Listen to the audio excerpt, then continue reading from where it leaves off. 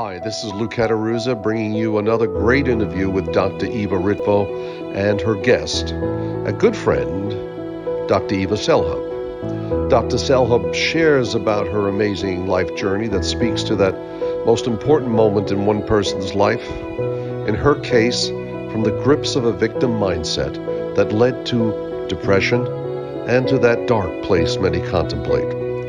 Then one day, in a coffee shop, the utterance of a few compassionate words changed her trajectory. A friend uttered, "I miss you."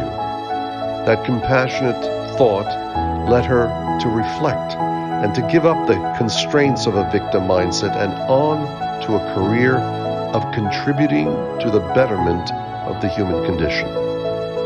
By melding her experience in mind, body, and spirit medicine, that has made her a leading authority for both personal and business well-being.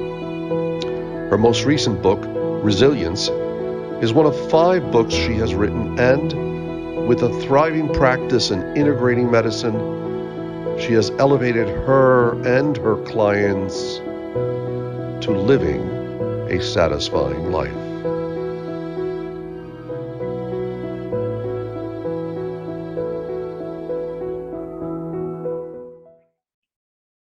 Welcome to Living a Satisfying Life. I am Louis Cataruzza, the founder of the Satisfaction Operating System, a program designed to help individuals experience satisfaction on demand. The purpose of the show is to highlight individuals who are making a difference for their patients and clients' well-being using both traditional as well as what some may call new age therapies. Every week, Dr. Eva Ritvo will be discussing topics with her guests that dig deep into the cause, effect, and the proven solutions for a more healthy and satisfying life. This week's topic is the victim mindset, how it affects one's well-being, and how to generate a long-lasting solution. So before I start, let me quickly disclose the following.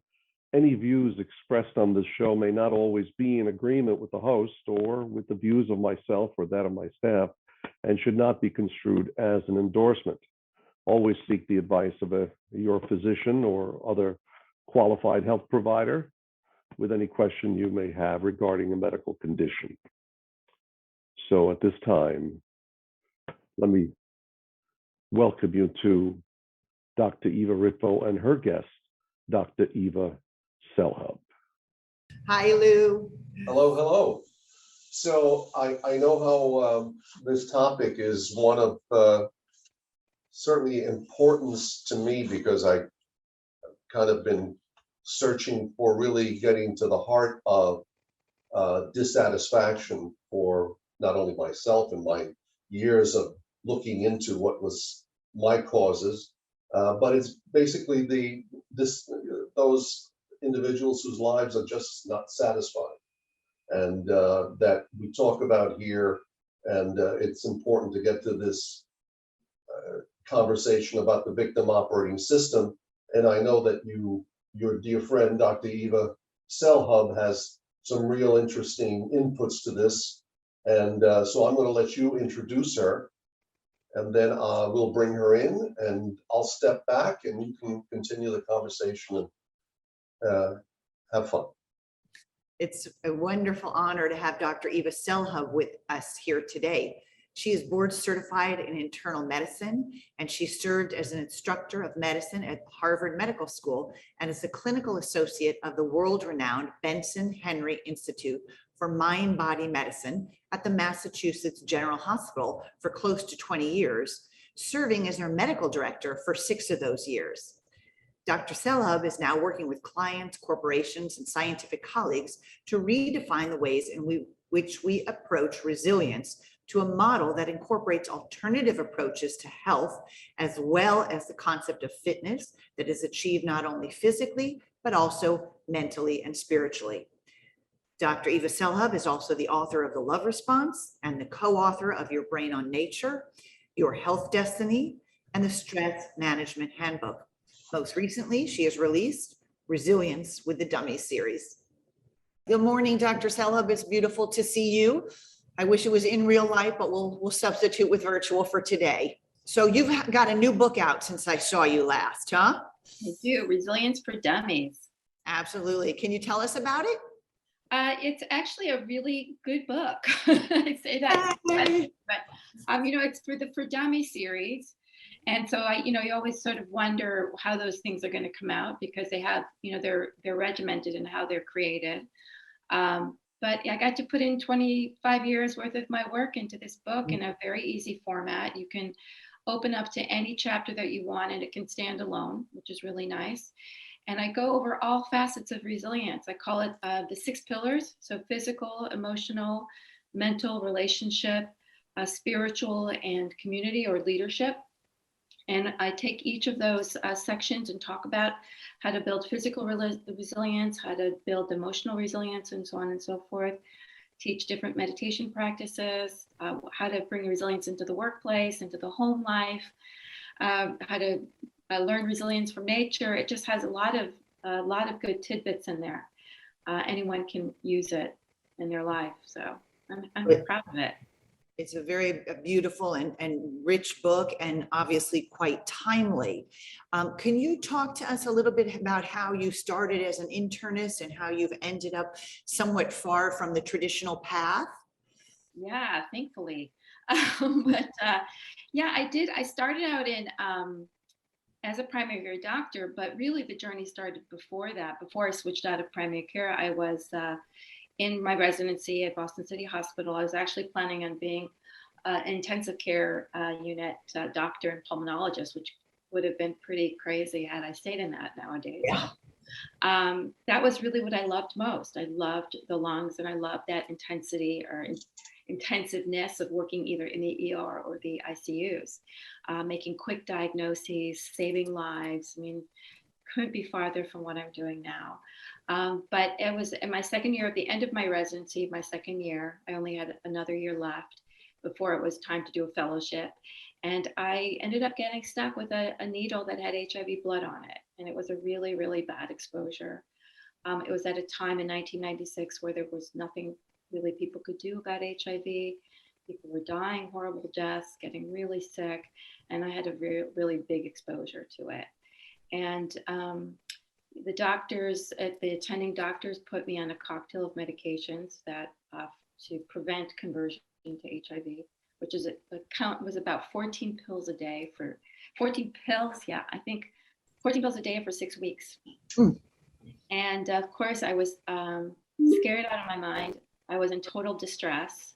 And I thought, I'm gonna die. And I wasn't really that scared about dying. I was more worried about the impact it would have on the people I loved and the fact that I was going to die alone and unloved because I was single, and that I owed all this money for medical school and my parents were gonna end up with a debt. And I felt so much shame for screwing up and all these horrible, distressing feelings. And I cried all the time. I had very poor coping skills. I had tremendous support though. I got through the 6 weeks, got ill from medications, which I hadn't been before at 28 years old. But during that time, I sort of really rethought my priorities. I said, what are you doing?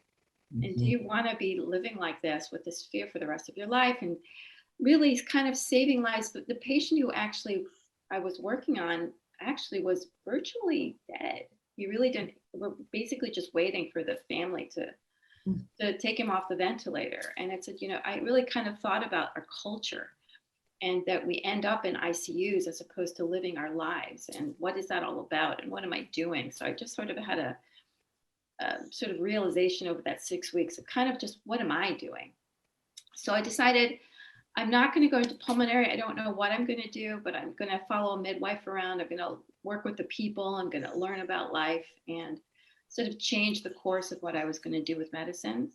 So that when I finished my residency, I started working in primary care medicine, but I also started volunteering at the Mind Body Medical Institute to learn about meditation and stress management and the other facets of healing. And a year into that, they asked me to be the medical director. So I started becoming an expert in understanding stress and stress physiology and the mind-body applications like meditation and nutrition, cognitive restructuring, so on and so forth. And during the course of 5 years of primary care, I was not happy. They were changing the model to what it is today. that incentive model. I did not want to see patients as numbers. So I left my job as a primary care doctor after 5 years, continued on as the medical director, but took some time off to learn alternative stuff. I started working with healers and learning about acupuncture and learning about energy medicine and anything I get my hands on. And then a year of doing that, I opened up my own a private practice where I just did consulting on integrating medicines. Not integrative medicine, but integrating, bringing Eastern and Western concepts together to help people find ways to heal themselves. And I did that for quite some time up until 2019 when I closed my practice. And I shifted over into a coaching model where I worked with clients instead of patients, where everyone's participating in becoming more resilient. So during this course of 20 some odd years, I wrote 5 books and lectured around the globe and trained other healthcare providers in the mind-body application to patient care. I developed my own spiritual practice and really learned how to help people find their truth, find their center so that they can be resilient on all facets. That's kind of been the metamorphosis over the past, 25 years. So so now I work with individuals and corporations alike to help them achieve maximal resilience. And like I said, through the 6 pillars of resilience. So that's kind of the long and the short of it. What an incredible journey you have had. It's spectacular to see the growth and evolution and the irony that you had given up your private practice right before COVID, where now health and wellness is on everyone's mind and you're able to reach your broadest audience yet. I think it's remarkable. One of the things that Lou and I have talked a lot about is getting out of the victim mindset. And your story is a stunning example of someone who literally could have gotten stuck in the victim mindset. But instead, that particular experience, it sounds like did the reverse, that pivotal moment changed the direction of your life in what ultimately has been such an incredible way. Can you talk to us about that? Yeah, I mean, first of all, I really want to say that I the victim mindset, I didn't get out of the victim mindset right away, right? So I got through that this was the June of 1996. I'll just sort of paint the scenario for you. I'm stuck with this HIV needle, 6 weeks of being on medications. I feel really victimized and sorry for myself. And then I finally say, well, this was a lesson, there was a reason for this. I'm going to learn from this and I'm going to become a better person. And then my dog died. My grandfather died. Somebody was harassing me and writing letters to the medical board. So they have to investigate whether not to investigate, so my license was being checked on and I had to defend myself and it was fine because it was all this bogus person I didn't even know. And then my apartment burned down and I lost everything. I had nothing. I didn't even have renter's insurance. And my father had a heart attack, the week after I had to move back in with my parents because I had literally nothing. So that was all within a 5-month period in 1996. And needless to say, I shut down. Because every time something bad would happen, I would kind of freak out. I'd get upset, and then I would sort of lift myself up by my bootstraps and say, I'm going to do better, and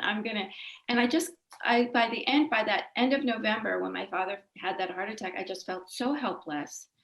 I felt so out of control and being able to control my environment, and I said, no matter what I do, things keep going wrong. Why me? Why me? Why me? And I really was depressed. I sort of met the darkness of my soul. I did not want to live. I just had no energy anymore. I had no energy to smile. I had no energy to fight back. I said, I give, uncle. And I really walked around like a zombie for a good, I'd say November to March. So, do the math there. Well, winter, it parallels with winter, right? So there was also probably a component of that. Probably, but I was pretty, I wasn't suicidal, but I would have been pretty happy if somebody else sort of ended it for me. It was pretty dark. And then a friend took me out to dinner and she just said, we miss you. And I just woke up. I can't tell you what happened. I just know that I woke up and I just kind of thought to myself, I've been walking around saying, why me this whole time? I'm not asking the right question. The real question is why not me? Nature just as soon lets a forest fire burn as a flower bloom. It's not personal. Why am I taking this personally? It's not what life throws at you, it's how you respond to it. And I am not responding to it well. And I need to learn. This is why I decided to volunteer at the Mind Body Medical Institute, because I wanted to learn. I needed to learn about stress. I needed to learn about my own cognitive thinking and my own victimized kind of mindset. I knew that I wasn't going to be able to flip it right away. I mean, this is years of programming, but I wanted to learn about it. And so it's been a journey, and it's been a journey up until, very recently, to be able to say, life doesn't happen to you. It happens with you. It's not even for you. It happens with you. We co-create our reality. If it rains outside and you don't like it, well, that's up to you not to like it, but you're going to make yourself miserable that you don't like it, that it's raining. And you might say, I refuse to admit that it's raining and I'm going to go outside anyway. And you get totally wet. Or you can say, oh, it's raining. I'm going to go put on my raincoat, take my umbrella out and go everywhere I still want to go and still have my life. So you completely co-created a totally different life for yourself by changing that attitude despite what's happening around you. So of course, life is going to throw us curveballs, and much worse, a little bit of rain. And it's not a negative thing to get upset by it, but to stay in that victimized mode, to stay there without saying, okay, how is this an opportunity for me to grow and learn? I don't like it. I mean, it's not wonderful. It's neither good nor bad, but how can I co-create with what's coming towards me to create an opportunity for growth and learning? And when we shift over to that growth mindset, we stop being victimized, we stop being stuck, and our body changes. Because the physiology of our body is intricately connected with our thoughts and our beliefs. And so if our thoughts and beliefs are negatives, it creates a stress response. And the stress response is going to create increased inflammation and tension and all these other types of pathological changes that can happen if we don't keep it in balance. So our mindset, our ability to believe in possible and have positive expectation, actually has a placebo response physiology in our body, which can help us heal and become physically stronger, mentally stronger, and so on and so forth. I guess it's not placebo then. Well, it's a real response, correct? It's a real response. Yeah. In science, we call it placebo, but for me, it's a show of how powerful your mind can be. Right. In creating a positive reality. Right. So in reality, you had an awful lot of bad things happen in a very short time. Can you take us through how you stepped out of that mindset after that experience with your friend and what the recovery looked like for you? Well, the recovery, remember, this is 1997. So this is, a long time ago. And it's been also that 25 or so years that I've been deepening of the practices with that. But at that time, I started meditating. I learned about meditation and about stress and about getting control of that stress response and my nonstop mind to become aware and compassionate of my own fears, of my own hurts, of my past, and to start working through the psychological component of where are my belief systems coming from, my limited beliefs that have been, provoking my behaviors my whole life. Where are the ones that are positive, and where are the ones that are limiting, and how do they need to change? So that's what I was learning when I was working at the Institute about cognitive behavioral therapy and about anxiety or depression, and how to use meditation to counteract that, just how to use nutrition, how to use exercise.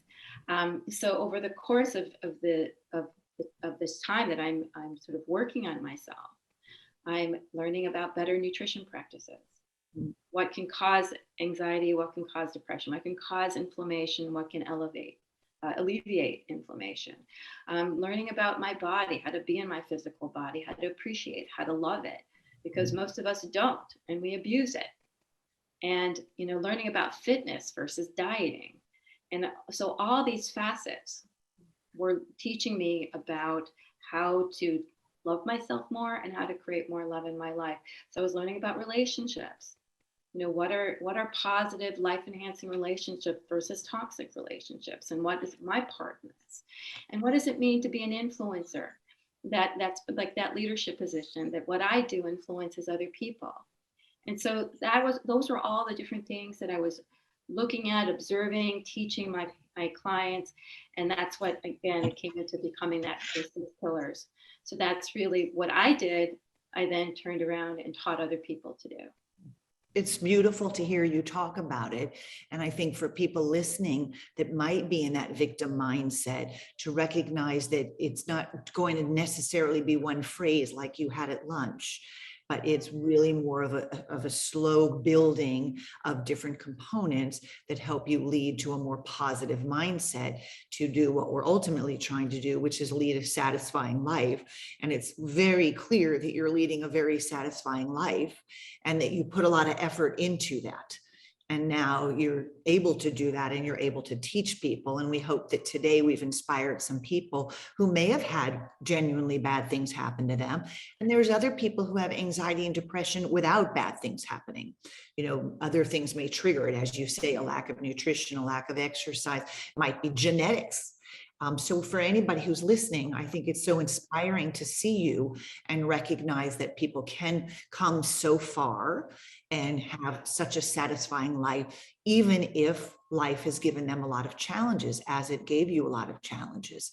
And particularly being stuck by a needle back in the 90s is something that would absolutely trigger a victim mindset for a lot of people. So kudos to you for turning that pivotal moment into something that's now been a lifelong, I don't want to say battle, but a lifelong journey to help other people to find their resilience. Yeah, and I think, you know, when we first met, you know, the work that I was getting into at the time was really about love. And so the journey for me, really, if we really want to say, what is it? What is at the core of resilience? You know, what's at the core of my work nowadays, which, you know, when people ask me what I do, I say I facilitate love and joy. Beautiful. I don't talk about health. I don't talk about wellness. I talk about facilitating love and joy, because ultimately that's what everybody wants. If everybody wanted to be healthy, they would be. But really, people want is they want love and they want to be joyful. And they're looking for it outside of themselves.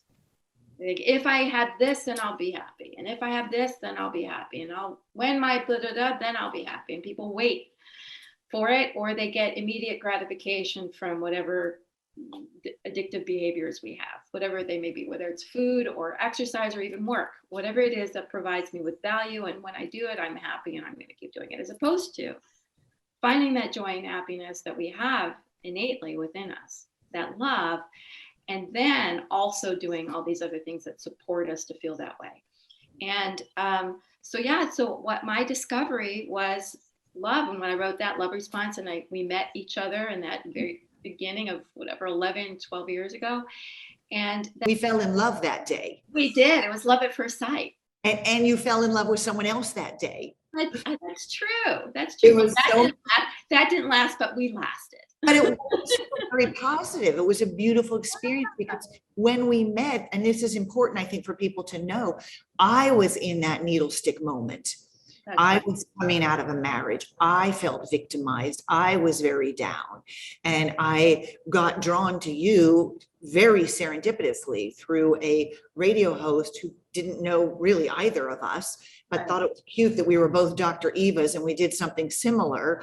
Little did he know, he was making such a great match, but he put us together and we took a chance, because neither of us knew each other, and we met, and we did fall in love at first sight. And you fell in love with somebody else that night too. And it was a very glorious night. And I think that speaks to what you're talking about, which is love and joy is innate. And when you showed up with so much of it, it was very sparking and inspirational. And then we fell in love and someone else fell in love. And it was really a wonderful love fest. But I think people don't know that love is inside of them, that they're constantly seeking for it, something outside of them. So to get on the internet and find the right guy, or get set up with the right woman, or, get a pet, and that will spark that love. Can you talk about how love and joy are actually inside of each of us? Yeah. And I also want to say that what happens is when we feel whole, if you imagine my heart is just full of love right now, and it's just open, it's open to the world. And it just feels, I'm going to be more attractive. I'm going to be more open. I'm going to engage in things that I might not engage with otherwise because I'm closed, or I'm risk averse. I don't want to get hurt, or that's not right, or I'm only looking here rather than here. So what happens is when we're in a negative state, in a fear-based, angry, stressed, or whatever, our body contracts, the heart contracts, our ability to love contracts. It's physiological. But that also means we're going to be explain that. Explain that. So with love, there's a hormone called oxytocin that is released, that is literally a bonding hormone that allows us to bond and be attracted to another. It also makes us a little bit stupid. It stimulates the same physiology as the placebo response. It makes you believe in anything's possible. I mean, I'm sure, people can think about when you were in love and you're just like, la, la, la, and everything's possible, and you're kind of a little bit stupid sometimes. But it makes us trust. It makes us open. It makes us, attract and socialize and have a desire to bond with others. And when we're in stress or fear, those oxytocin levels drop as adrenaline and cortisol levels go up as stress hormones go up, which literally create a sense of contraction. I mean, if a lion's chasing you, you don't want to go hug the lion. You want to run. You want to fight or fly. So literally we contract to go into fight or flight or freeze mode. Okay. So, or desperation, let me get what I can, before I die or what have you. And so you're not in a balanced state, which means I need to get out of here. I don't have time to socialize. I need to get out of here. I can't think rationally. I need to get out of here. I don't have time to love you. What are you doing? Because you're fighting or flying. So the people you're going to interact with, you're going to be kind of like that, not like this. So, but then of course it doesn't feel good to be that way. It doesn't feel good to be closed up and contracted. Even though the lion's not chasing you, still are reliving it because that's what our mind does. And then you walk around in your future like this. So if we think about that, what happens is when we're in a state of stress, we contract, we close down, we don't attract, we're not contractive. Our actions are based on the past. But if you think about it, you want your actions to be based on the future.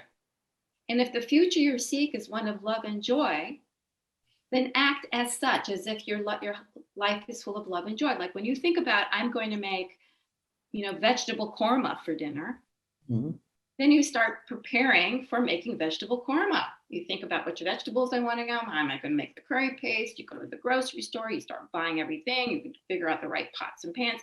Every action that you're doing is based on that future of making vegetable korma. You're not thinking about the past of when I screwed up my last recipe of vegetable korma and I can't do it. You're preparing for making vegetable korma. But what happens is, again, for love or anything else, we think, well, I got screwed up in the past. I got hurt in the past. And we close up and our actions are based on past beliefs and past occurrences. And then, of course, negative expectation of the future. So actions based on a negative expectation of future are going to breed more of the same, because you're preparing for that future. That's the co-creating that you were talking about. That is the co-creation. But if I have positive expectations of love because I have it and I'm remembering love and I'm remembering love and joy, and I'm staying open to that and discerning, using my wisdom to discern from the past, not live according to the past, but just use it to discern, then I can stay open and co-create a more positive future and stay open. And that's when knowing that by aligning with that love and joy that you have, we've all experienced it at some point. So it's there, right? And sometimes, what we do is we coach people to remember what that feels like.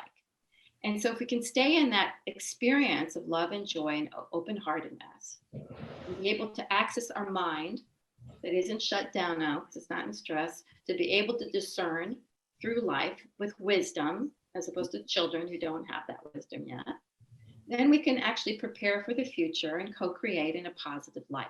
It's beautiful. Yeah. And you're a great example of that, because things just keep getting better and better and bigger, and your ability to impact more people just continues to grow as you grow. Absolutely. And it's not that I don't go into my negative. I just catch myself. When I go into my negative, or, because we all have a history, we all can get triggered. I find that I immediately will close down and my life closes down. There's an immediate effect.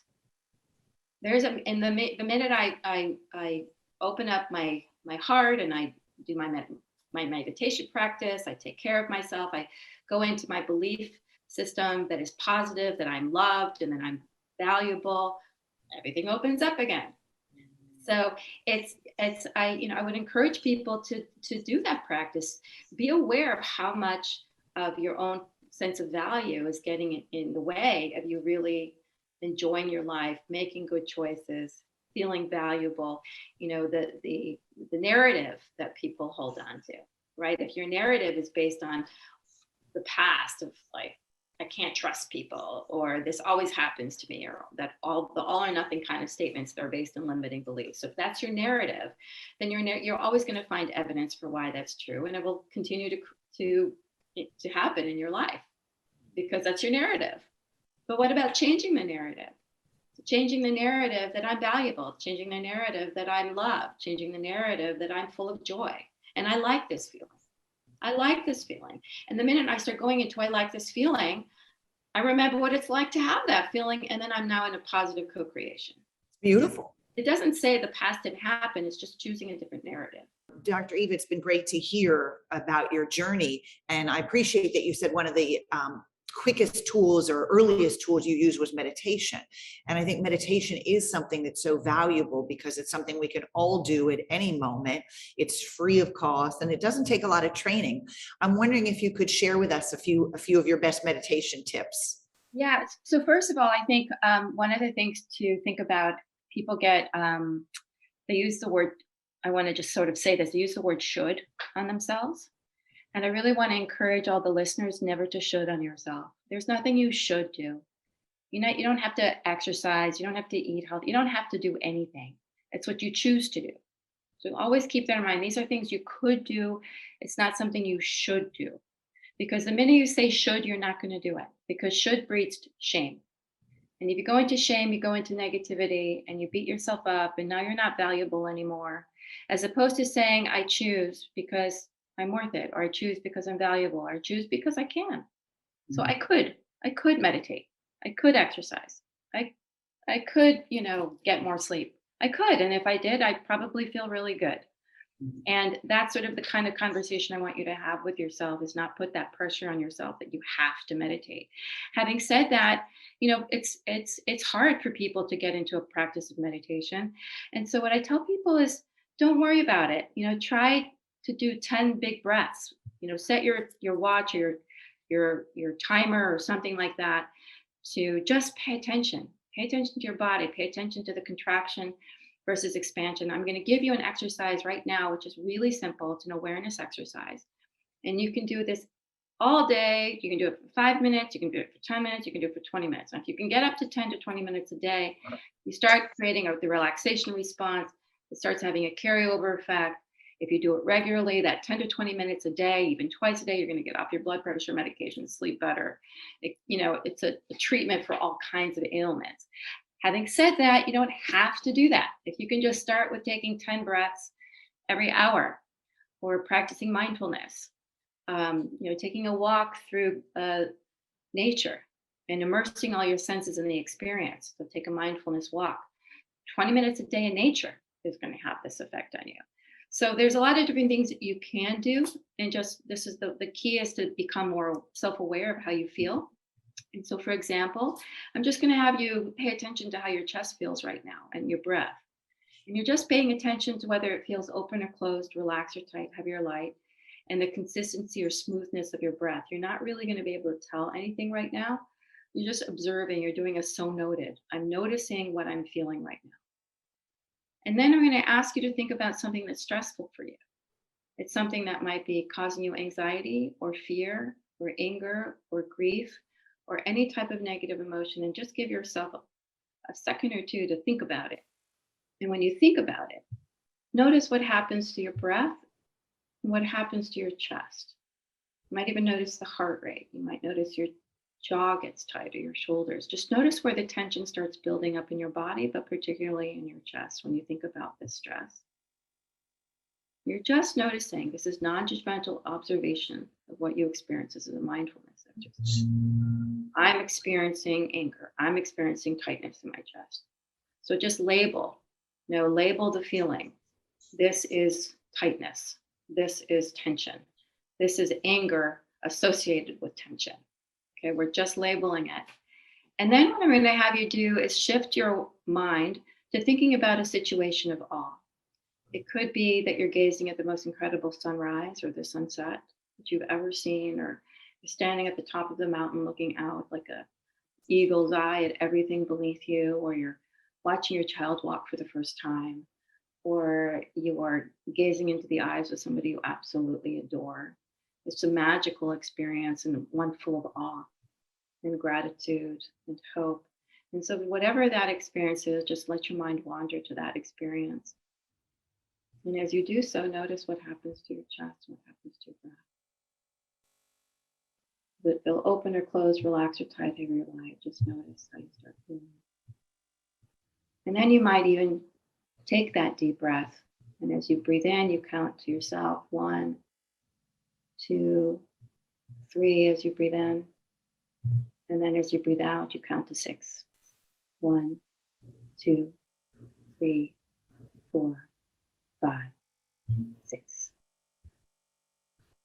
Breathing in on the count of 3 and breathing out on the count of 6, giving your body the opportunity to just release any tension that's in the body on that long exhalation. So that when you inhale, you fully inhale a breath of life. Just letting that heart, that chest open like a flower to the breath of life with every breath in. And as you exhale, you just let go of everything on that count of 6. So letting go of tension, inhaling the breath of life, inhaling love and peace and joy. And just notice what that feels like. Just use that for contrast. And those are all just simple exercises. We have mindfulness, non-judgmental awareness of the present moment. We have a focus of gratitude and awe and love, or we can just do a breath focus. So those are 3 different techniques right there. Well, thank you so much, Dr. Eva, for sharing the tip of the iceberg of all the wisdom that you have. But it was a lot, and we appreciate it. And I hope listeners are inspired to check you out further, to check out your books, get them, and start practicing. And as you say, not from a should, but from a space of choosing to try to find more love and joy in their life. That was very enjoyable and informative. Thank you, Dr. Eva, for being such a good host. And thank you, Dr. Selhub, for sharing your wisdom. Make sure to tune in to next week's guest on the topic of how hypnosis is used to change old habits. For more information on Dr. Eva Ritvo or Dr. Eva Selhub, click on the link below. If you enjoy the discussion and content, please let us know by clicking on the bell icon below and hit subscribe. Living a Satisfying Life is a production of the Living SOS Network.